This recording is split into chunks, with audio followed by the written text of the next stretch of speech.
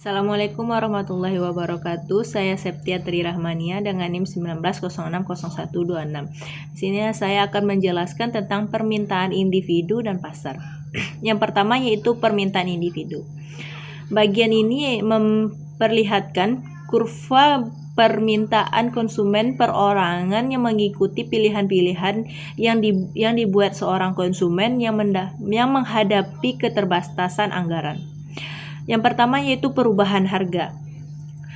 Bagaimana konsumsi pangan dan sandang berubah apabila harga pangan berubah. Gambar di samping menunjukkan pilihan-pilihan konsumsi yang akan dibuat seseorang ketika mengalokasikan sejumlah pendapatan tetap antara dua barang.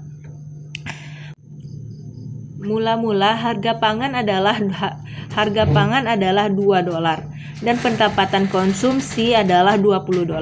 Pilihan konsumsi yang memaksimalkan utilitas adalah titik B. Dalam gambar, pada titik ini adalah konsumen membeli 12 unit pangan dan 4 unit sandang yang mencapai tingkat utilitas yang berhubungan dengan kurva indifference.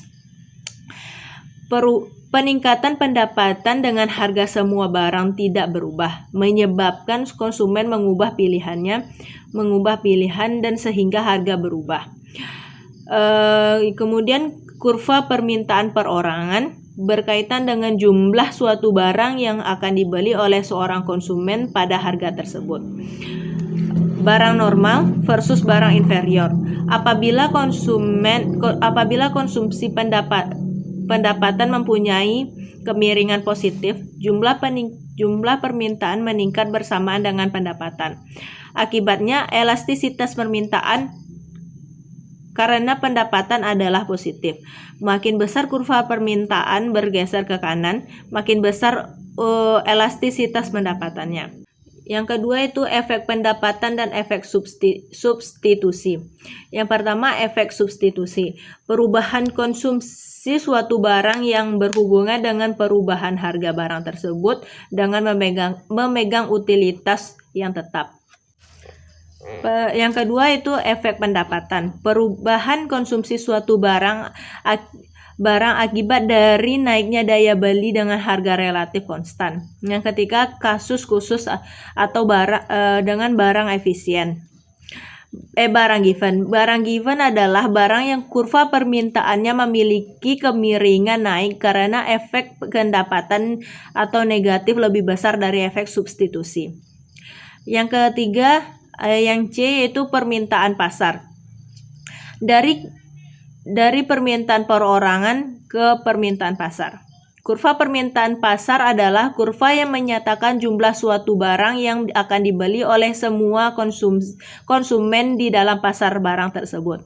Yang kedua, elastisitas permintaan. Terjadi karena harga mengukur presentasi perubahan jumlah permintaan akibat dari 1% kenaikan pada pasar. Yang keempat yaitu surplus konsumen. Surplus konsumen yaitu selisih antara barang yang konsumen bersedia membayar untuk suatu barang dengan jumlah sesungguhnya yang akan dibayarkan. Konsumen membeli barang karena pembelian membuat mereka lebih untung. Surplus konsumen mengukur berapa banyak lebih untung setiap individu secara agregat. Karena mereka dapat membeli barang di pasar. Karena konsumen yang berbeda menilai konsumsi barang tertentu secara berbeda. Jumlah maksimum yang bersedia mereka bayar untuk barang tersebut pun juga berbeda. Yang terakhir yaitu eksternalitas jaringan. Terbagi atas dua yaitu efek bandwagon. Yaitu efek eksternalitas jaringan positif di mana seseorang konsumen ingin memiliki suatu barang dikarenakan orang lain juga memiliki barang tersebut. Sebagai contoh yaitu seorang anak memiliki ketertarikan layang-layang dikarenakan ikut-ikutan temannya yang memiliki layang-layang juga. Yang kedua yaitu efek snob. Efek snob eksternalitas memiliki jaringan negatif, di mana konsumen ingin memiliki suatu barang yang eksklusif atau unik. Sebagai contoh yaitu seseorang ingin memiliki mobil sport atau kemewahan barang-barang mewah lainnya, dikarenakan akan mereka yang merasa memiliki barang tersebut akan menaikkan derajat sosial mereka menjadi lebih tinggi.